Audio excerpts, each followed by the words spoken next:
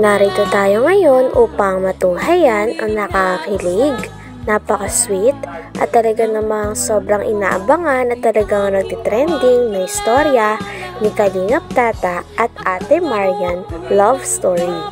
Sa pagpapatuloy nga ng ating istorya ay dahil pinuntahan ni Kalingap Tata si Ate Marian ay nag-usap na rin sila at mas nakilala nila ang isa't isa.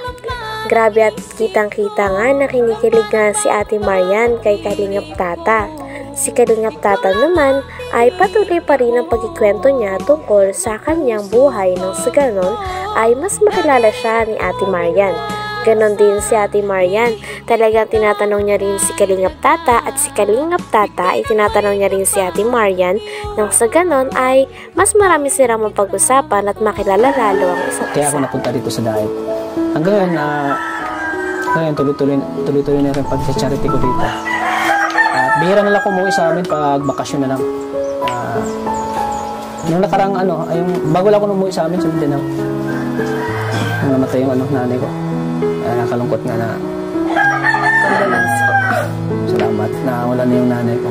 Masakit sa hindi ko sana matanggap pero kailangan natin tanggapin na ang buhay natin ngayon. Yan naman sa Diyos. Condolence po. Ay, thank you. Grabe ang lang. Ikaw, dito ba yung mama? Dito ba yung pamilya? Yung mama po ko, OFW po. OFW po yung mama. Nasa ibang bansa? Si papa mo? Ay, Mr. Papa. Ay, tama sinabi ko sa akin. Anong trabaho ni mama mo? DH po. Domestic helper po. Sa pagpapatuloy pa ng ating istorya ay kinuwento din ni Kalingap Tata kay Ate Marian kung anong history niya at kung paano siya nakuha sa Kalingap team. Talagang tuwang-tuwa naman si Ate Marian sa mga kinikwento ni Kalingap Tata dahil napakagaling nitong magkwento. Si Kalingap Tata naman ay kinuwento din ng kanyang journey at ipinagmamalaki niya din kay Ate Marian ang kanyang mga talents katulad na lang ng magaling daw siyang sumayaw, kumanta, kaya naman habang sinasabi niya ito kay Ate Marian ay talagang syempre kinikilig din si Ate Marian at mas lalong na-inspired at humahanga kay Kalingap Tata. Talagang habang patagal nga ng patagal ay mas lalo nang dumadami ang kinikilig kay Ate Marian at kay Kalingap Tata. Pagkatapos naman nito ay kinwentuhan pa nga ng marami ni Kalingap Tata si Ate Marian. At si Ate Marian naman ay kitang-kita lamang na nakikinig at nag-enjoy din sa mga bawat kwento, istorya at mga sinishare ni Kalingap Tata sa kanya habang nagkikwentuhan silang dalawa. Helper po. So, nagsusuporta naman sila sa inyo? Opo. Good term naman po. Tapos, ano rin naman po siyang mag-support. Maayos po. Maayos na. Grabe, ang ganda pala pag namin book mo. Nakaganyan. Bagay sa'yo. Salamat po. Lalo mong gumaganda. Yes, salamat po. May nagsasabi na kamukha mo daw si Joy D. Sino po? Si Joy D Bata. Kilala mo yun? Hindi po. May nagsasabi na kamukha mo daw. Ang dami po sasabi kamukha ko daw. Sino? Hindi ko po alam. Ang dami po. Ang dami daw po ang kamukha. Sino kamukha mo? Hindi naman po sikat. Yung mga schoolmate na. Mga schoolmate mo? Schoolmate na po. Parang nagsasabi na Opo. Shinare din ni Kalingap Tata kay Ate Marian ang gusto ng mga tao kay Ate Marian. Sabi naman ni Kalingap Tata ay kaya daw talaga nagustuhan ng mga viewers si Ate Marian. Ito ay dahil napakaganda daw ng kanyang ugali at napakagaling niyang makisama. Bukod sa siya ay maganda na, mabait pa ang kanyang asal na talagang go with the flow lang siya palagi. Sabi naman ni Ate Marian ay okay lang daw talaga sapagkat extrovert naman siyang uri ng tao o gustong-gusto niya din talagang nakikipag-socialize at nakakamit ng mga bagong tao at kaibigan. Matagal naman mo dyan din? Hindi po. Nagpakulay lang po ako this last Christmas. Bago po Matagal na yan. Yung bagay naman siya. Thank you po. Pag umiti ka.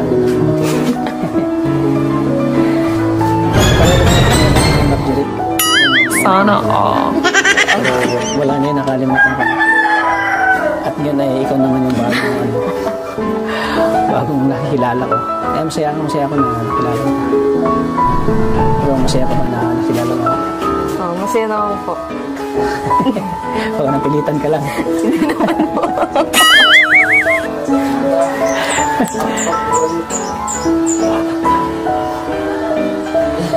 Ang ano pala dito na, ang tahimik pala ng lugar nyo? Po. Tahimik po talaga dito. Masyado ano. Pero, butit sa tahimik ng lugar nyo, ay may maganda pala kong makilala dito. Nakatulad mo. Sa pagpapatuloy pa nga ay kinikilig naman si Ate Marian. Ito ay sapagkat si Kalingap Tata ay talagang kino-compliment siya. Sabi pa nga ni Kalingap Tata sa kanya ay napakaganda niya daw talaga. Sabi naman ni Ate Marian ay marami din naman daw maganda sa kanilang lugar. Kaya natawa naman si Kalingap Tata. Sabi naman ni Kalingap Tata ay sa lahat daw talaga ng magaganda ay kay Ate Marian lang daw talaga siya nabihag. Kaya grabe at sobrang nakakakilig na talaga ang dalawa at mas lalong dumadami ang kanilang fans. Tahimik po talaga dito. Masyado ano. Pero, butit sa tahimik ng lugar nyo, ay may maganda pala kong makilala dito. Nakatulad mo. Madami din naman po dito maganda. Pero parang sana pwede bang kita pag sunod na balik na dito? Ano ba? Kain tayo sa labas. Yun lang po yung problema. Di po ako masyadong nasama sa... Hindi ka masyadong nasama. Lalo pag hindi masyadong kilala pa. Opo, yun.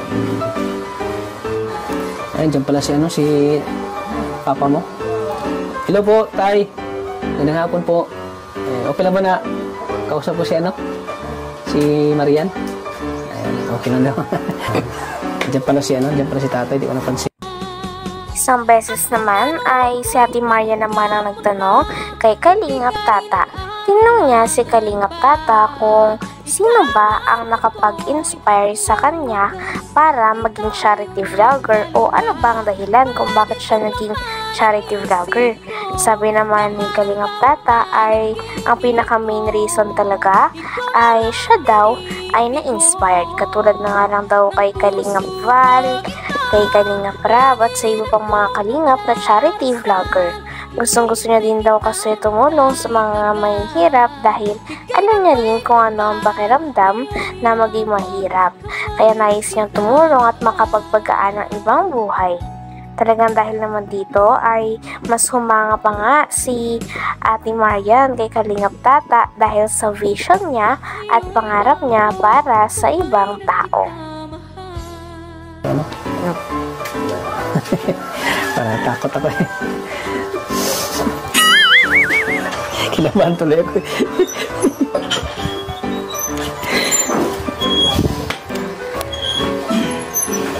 Ba't pag Sabado, hindi ka pa gumagalap sa Sabado? Hindi naman po. Bukas na, mapadayo pa ako bukas. Magsisimba ka bukas? May pupunta po ako para sa research ko na. Para sa research mo? Oh.